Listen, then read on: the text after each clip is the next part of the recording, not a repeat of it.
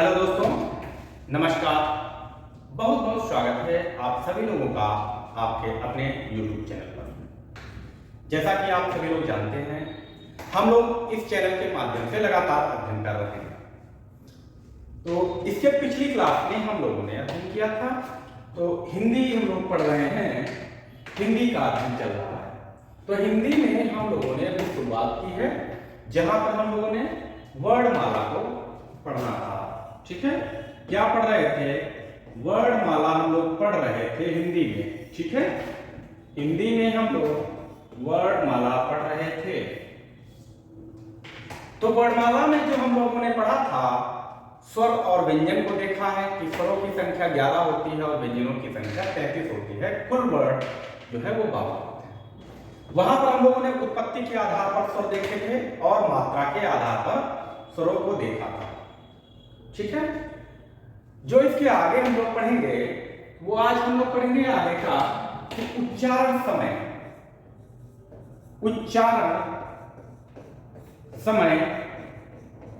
के आधार पर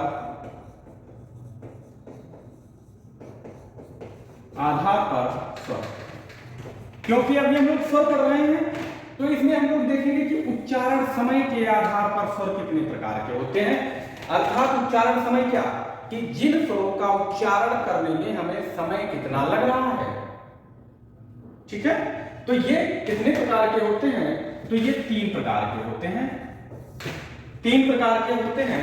जैसा कि आप लोगों ने उत्पत्ति के आधार पर स्वर देखे हैं, 2 प्रकार के होते हैं। 3 प्रकार के, ह्रस्व, दीर्घ और संयुक्त। ठीक, यहां पर भी 3 प्रकार के होते हैं। एक को हम लोग कहते हैं ह्रस्व स्वर, दूसरे को बोलते हैं दीर्घ स्वर,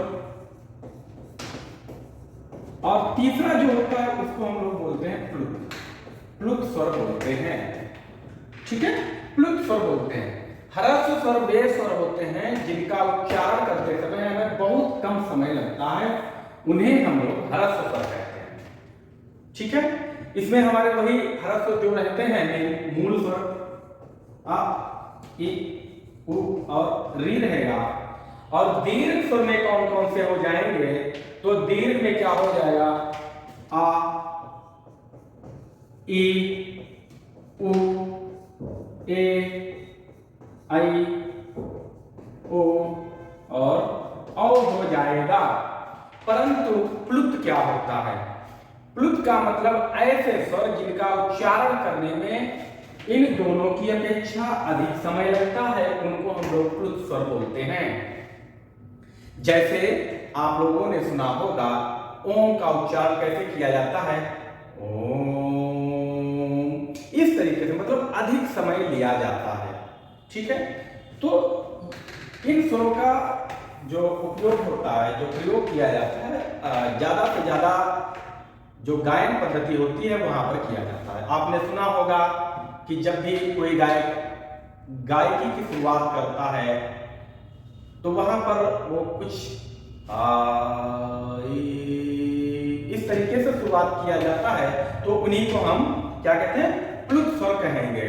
तो इन प्लुत स्वरों में कौन कौन से स्वर आ जाएंगे, तो ये हम लोग देखेंगे। जैसे आ का प्लुत होता है, मतलब आ से दीर्घ स्वरों के उच्चारण से अधिक समय लेना। यहां पर आ भी हो जाता है, तो अ और आ दोनों स्वर होते हैं। इसके अलावा ई होता है, ऊ हो जाता है। ठीक है, ई हो जाता है, ऊ हो जाता है, ए हो जाता है और ऐ हो जाता है।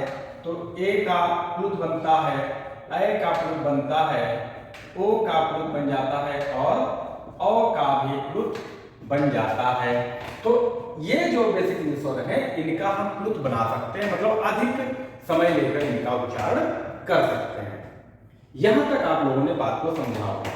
ठीक है, तो इतना कंप्लीट हो गया है। आप इसका स्क्रीनशॉट ले लीजिए और हम लोग शुरुआत करेंगे आगे। अगला पॉइंट देखेंगे कि क्या होगा।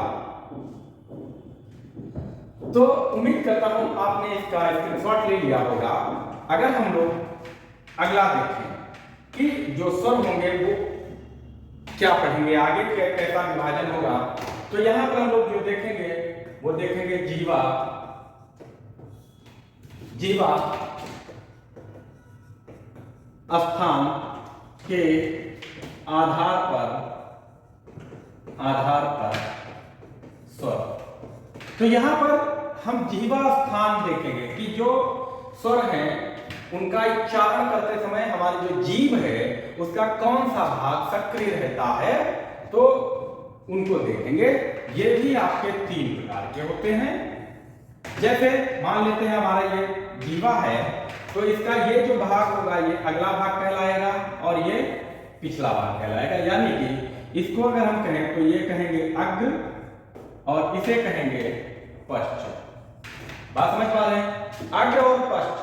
लेकिन जो बीच का हिस्सा बचेगा ये क्या कहलाएगा, तो आप समझ रहे होंगे, इसे हम लोग कहेंगे मध्य।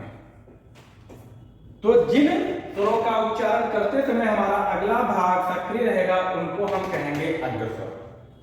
ठीक है, तो देखेंगे कि अग्रस्वर कौन कौन से होंगे। अग्र स्वर की बात करें, दूसरा क्या होगा, तो मध्य स्वर हो जाएंगे, मध्य स्वर। और तीसरा क्या होगा, उसे हम लोग कहेंगे पश्च स्वर। क्या आप लोग समझ पा रहे हैं बेहतर? अग्र, मध्य और पश्च स्वर। तो जो मध्य स्वर होता है, एकमात्र होता है, उसे हम लोग कहते हैं अ। तो ये आप लोग जानते हैं, इसे हम लोग उदासीन स्वर भी कहते हैं, अमात्रिक स्वर भी कहते हैं। अ को हम लोग मध्य स्वर कहते हैं, उदासीन स्वर कहते हैं और अमात्रिक स्वर भी कहते हैं। अग्र स्वरों की बात करें तो अग्र स्वर कौन कौन से होंगे, यानी कि ऐसे स्वर जिनका उच्चारण करते समय हमारा जी का अगला भाग, तो इसमें हो जाएगा इ और ई हो जाएगा। ई और ई के मेल से ही बनेंगे ए और ए बन जाएगा। तो 4 आपके अग्र स्वर हो गए, एक आपका मध्य स्वर हो गया। कितने बचे? 6 बच गए हैं। तो वो सभी के सभी आपके पश्च स्वर हो जाएंगे। जैसे आ हो जाएगा, ऊ हो जाएगा, आ यहां ऊ, और फिर ऊ हो जाएगा, ओ हो जाएगा, औ हो जाएगा। ठीक है, और एक और आप देखेंगे आ हो जाएगा। तो ये आपके सभी पश्च स्वर हो जाएंगे। ठीक है, यहां तक आप लोगों ने बेहतर समझा होगा। तो हम लोग चलते हैं आगे। आप इसका स्क्रीनशॉट ले लीजिए, बेहतर है ये। तो अगला जो हम लोग देखेंगे, जाति के आधार पर क्या देखेंगे, जाति के आधार पर स्वर। आधार पर स्वर अगर देखें, जाति के आधार पर स्वरों की बात करें तो ये 2 प्रकार के होते हैं जाति के आधार पर स्वर। और कौन कौन से हो जाएंगे, तो एक को हम लोग कहेंगे सजातीय। क्या कहेंगे? एक को हम लोग कहेंगे सजातीय स्वर और दूसरा जो होगा वो आपका हो जाएगा विजातीय स्वर। तो 2 प्रकार के होते हैं स्वर जाति के आधार पर, सजातीय और विजातीय। तो जो सजातीय स्वर हैं वो आपके कौन कौन से होंगे, तो उसमें आपके बेसिकली मूल जो दीर्घ स्वर होते हैं वही होते हैं। तो क्या होगा, आ हो जाएगा, ई हो जाएगा और ऊ हो जाएगा। विजाती में क्या होंगे, तो विजाती जो आपके बच जाएंगे सभी, वो सभी आपके विजाती होंगे। अ, ई, उ, ए, आई। ठीक है, आई हो जाएगा, ओ हो जाएगा, ओ हो जाएगा, औ हो जाएगा और री हो जाएगा। क्लियर है? तो जातीयता के आधार पर अगर आपसे स्वर पूछे जाए तो आप बताएंगे 2 होते हैं, सजातीय और विजातीय होते हैं। सजातीय में कौन, तो मूल दीर्घ स्वर भी इन्हें कहा जाता है। ठीक, तो ये एक और पॉइंट हम लोगों ने देखा है, इसका भी आप लोग स्क्रीनशॉट ले लीजिए और बढ़ते हैं हम लोग आगे। तो हम उम्मीद करता हूं आपने ये स्क्रीनशॉट ले लिया होगा और बेहतर समझ रहे होंगे। अब अगर हम लोग देखें कि जो हम लोग स्वरों का उच्चारण करते हैं, उन स्वरों के उच्चारण में जो हमारे होठ होते हैं उनका कुछ आकार बनता है। तो इसी के आधार पर जो स्वरों का वर्गीकरण कर दिया गया है, क्या कहा गया है, होठ के आकार, होठ के आकार के आधार पर स्वर। तो जो होठ के आकार के आधार पर स्वर होते हैं वो कितने प्रकार के होंगे? अगर ये कभी पूछा जाए तो आप बताएंगे 2 प्रकार के होते हैं। संख्या तो नहीं, लेकिन इनका जो भेद है वो पूछ लेता है कभी कभार। तो यहां पर हो जाएगा वृत्ताकार।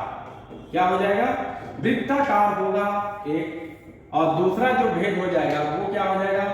आवृत्ताकार हो जाएगा। क्या हो जाएगा? तो दूसरा भेद आवृत्ताकार हो जाएगा। अब हम लोग समझेंगे कि वृत्ताकार क्या होता है और आवृत्ताकार क्या होता है। यहां समझ पा रहे होंगे, ठीक समझ रहे होंगे। तो ये होता है वृत्त धन आकार।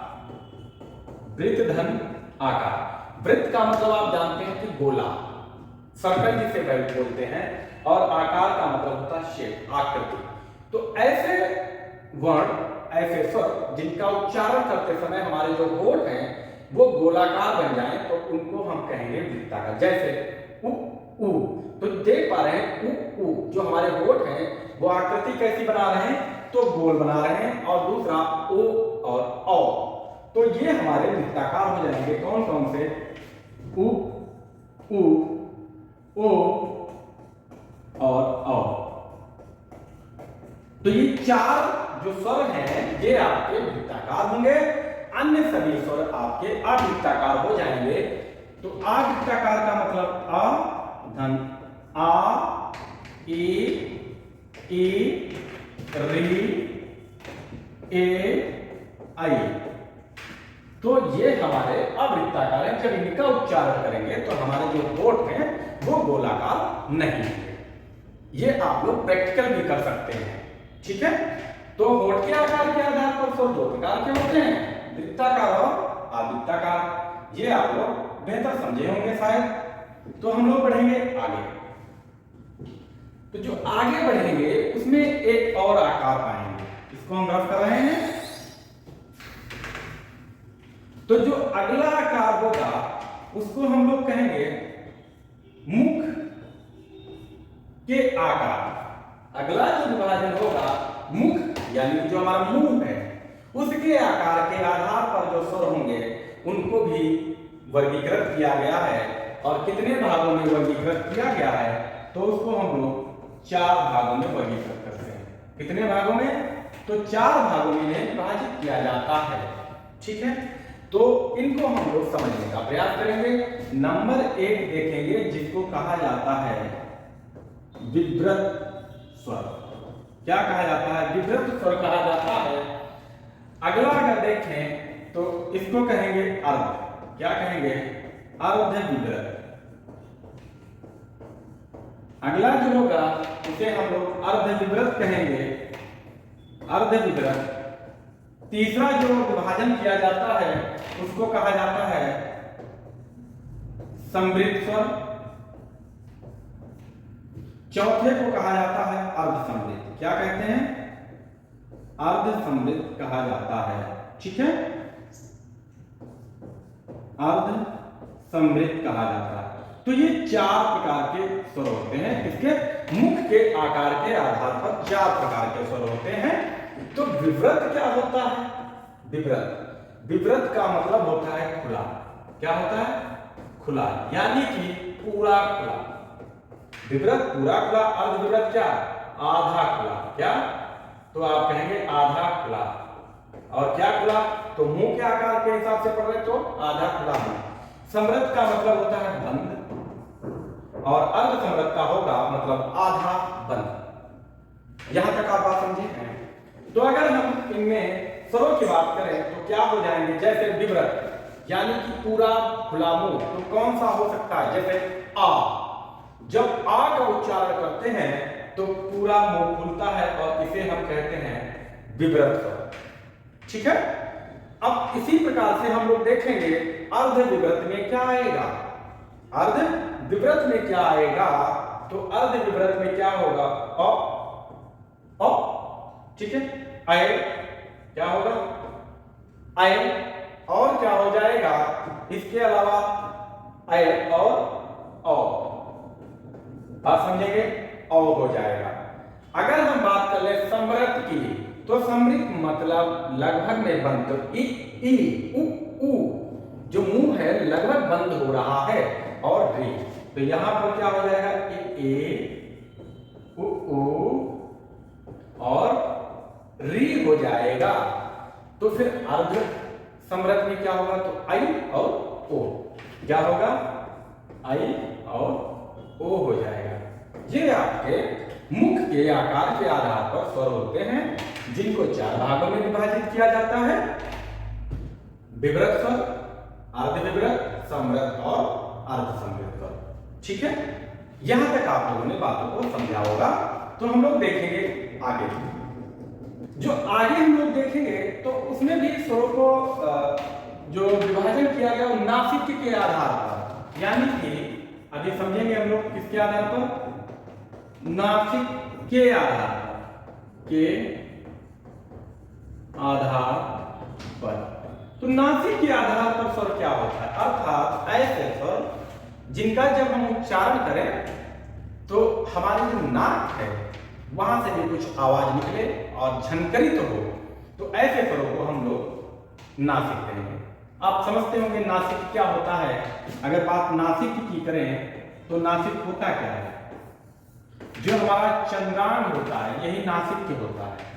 ठीक है, नासिक होता है, या फिर इसे हम क्या कह सकते हैं, अनुनासिक कह सकते हैं, अनुनासिक कह सकते हैं। ठीक है, चंद्रांग, क्या ये चंद्रांग। तो यहां पर हो क्या क्या, एक को हम लोग कहेंगे निरानुनासिक, निरानुनासिक कहेंगे, और दूसरे को क्या कहेंगे, नासिक या अनुनासिक व्यंजन स्वर कहेंगे, नासिक या अनुनासिक स्वर कहेंगे। तो 2 प्रकार के ये हो जाएंगे आपके। तो निरानुनासिक मतलब ऐसे स्वर जिनका उच्चारण करें और हमारी नाक से वायु ना निकले, झनकरित ना हो। तो आपके सभी स्वर क्या, यहां पर सभी स्वर जो हैं वो क्या होंगे, निरानुनासिक हो जाएंगे। ठीक है, निरानुनासिक हो जाएंगे। अब अगर नासिक की बात करें, जैसे हम लोगों ने लिखा आ और यहां पर हम चंद्रांग लगा दें आ, तो क्या हो गया, अनुनासिक हो गया, नासिक हो गया। इसी प्रकार से हम आ लिखा और चंद्रांग लगा दें, आम हो जाएगा। तो ये आपके निरानुनासिक, अनुनासिक बन जाएंगे, नासिक बन जाएंगे, और इस प्रकार से सभी स्वर का निर्माण होता है। ठीक है, और ये जब आप शब्द लिखेंगे तो वहां पर आपको देखने को मिलेंगे, और पूछ सकता है आपसे कि यहां पर आ की प्रकृति कैसी है, तो वहां पर आपके क्या हो जाएगा, अनुनासिक की प्रकृति का हो जाएगा, जब चंद्रांग लगा हुआ मिलेगा। ठीक है, तो आज हम लोगों ने जो पढ़ा है बेहतर आप लोगों ने पढ़ लिया है। ठीक है, इसके अलावा अगर हम देखें, इसके अलावा अगर हम देखें तो क्या होगा, उच्चारण स्थान के आधार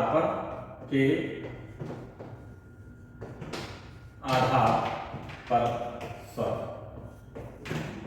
उच्चारण स्थान के आधार पर स्वरों को अगर हम देखें तो क्या होंगे, जैसे आप लोगों ने सुना होगा कि कंठ कहा जाता है, तालव्य कहा जाता है, मूर्धा कहा जाता है, ओष्ठ कहा जाता है। ठीक है, तो इस प्रकार से ये उच्चारण स्थान होते हैं। बेसिकली ये मुख में होता है, जैसे इस प्रकार से अगर देखा जाए तो ये मुख है और ये आपका होठ मान लेते हैं, आप लोग समझ लेंगे, और यहां दांत होंगे। ठीक है, तो ये होठ से जिन स्वरों का उच्चारण करते समय होठ सक्रिय रहेंगे, उनको ओष्ठमण कहेंगे। अगर हमारी ये जिह्वा जो है दांत को टच करती है तो उसे क्या कहेंगे, दंत कहेंगे। किसी स्वर का उच्चारण करते समय हमारा कंठ अधिक सक्रिय रहता है तो उसे कंठ स्वर कहेंगे। ठीक है, और यहां जो होगा ये आपका क्या होगा, ये मूर्धा होगा और ये तालव्य होगा। ठीक है, तो आप इसको बेहतर समझ पा रहे होंगे। ठीक है, अब हम लोग देखेंगे कि जो स्वर होंगे जैसे हम लोग लिख लेते हैं, स्वरों को लिखें आ ई उ री। ठीक है, यहां अगर लिखें तो ए आई ओ और औ। ठीक है, तो आप समझ पा रहे होंगे बेहतर। अब देखेंगे कि जैसे अ और आ दो स्वर हैं, इनका उच्चारण जब करेंगे तो कंठ हमारा सक्रिय रहेगा। क्या सक्रिय रहेगा? कंठ। अ और आ। ई और ई को क्या कहेंगे? तो इनको कहेंगे तालव्य व्यंजन। तालव्य व्यंजन नहीं, सॉरी, तालव्य स्वर कहेंगे। उ और उ को क्या कहेंगे? ओष्ठ्य। ओष्ठ्य स्वर कहेंगे। यानी कि इनका जब उ और उ का उच्चारण करेंगे तो ओष्ठ सक्रिय रहेगा। री ये क्या होगा? ये मूर्धन्य होगा, मूर्धन्य स्वर होगा। अब देखेंगे ए और आई, हम लोग थोड़ा सा समझने का प्रयास करें कि संयुक्त स्वर। जैसे ए जब अगर हम आ धन ई करें, आ धन ई से क्या बनेगा? आई बनेगा। बनता है, लोगों ने देखा है संयुक्त स्वर में। तो आ का उच्चारण क्या है? कंठ है। ई का उच्चारण क्या है? तालु है, तालव्य है। ठीक है, तो इसको क्या कहेंगे? कंठ तालव्य। ये क्या होंगे? कंठ तालव्य हो जाएंगे। अब अगर देखें आ धन उ अगर कर दें तो ये क्या बन जाएगा? तो आपका बन जाएगा ओ। यानी कि आ का उच्चारण कंठ, उ का उच्चारण ओष्ठ, तो आप क्या कहेंगे? कंठ ओष्ठ, यानी कि कंठोष्ठ। क्या हो जाएगा? कंठोष्ठ हो जाएगा। ठीक है, कंठोष्ठ है, ये स्वर हो जाएंगे। अब आप बताएंगे कि आपको वीडियो कैसा लगा है। हम लोगों ने जैसे कि स्वरों का जो वर्गीकरण है वो हम लोगों ने पूरा कर लिया है। जो अगला वीडियो रहेगा उसमें हम लोग पढ़ेंगे व्यंजन। व्यंजन का उच्चारण स्थान वगैरह सब देखेंगे। ठीक है, सभी कुछ देखेंगे हम लोग कि व्यंजनों को वर्गीकृत करके देखेंगे। आज आप लोग बताएंगे कि यह वीडियो कैसा लगा है। आप लोग अगर वीडियो आप लोगों को अच्छा लगा है तो आप लोग कमेंट करके आप बताएंगे। ठीक है, तो पूरा प्रयास रहेगा कि और बेहतर से बेहतर आपको वीडियो मिलते रहेंगे। एक और बात बताना चाहेंगे कि हिंदी जो है वो आप लोगों के लिए बहुत ही महत्वपूर्ण सब्जेक्ट है। प्रत्येक परीक्षाओं में पूछा जाता है, तो कोशिश कीजिए हिंदी को भी आप बेहतर करने का। ठीक है, और मैं ऐसी कामना करता हूं कि आप आने वाली परीक्षाओं में आप सभी लोग सफल होंगे। तो आज के लिए इतना रखते हैं। बस आपसे जाते जाते कुछ कह देंगे कि आप लोग लाइक करते रहिए, वीडियो को शेयर करते रहिए, और चैनल जिन्होंने अभी तक सब्सक्राइब नहीं किया है वो लोग चैनल सब्सक्राइब कर लें, ताकि आपको आने वाली हर एक वीडियो मिलती रहे और हमें भी आपका सहयोग प्राप्त होता रहे। क्योंकि सहयोग की भावना बेहतर रहती है। आप भी समझते हैं कि एक दूसरे के सहयोग से ही सब कुछ मिलता है। ठीक है, थैंक्स फॉर वॉचिंग। मिलेंगे हम लोग अगले वीडियो में।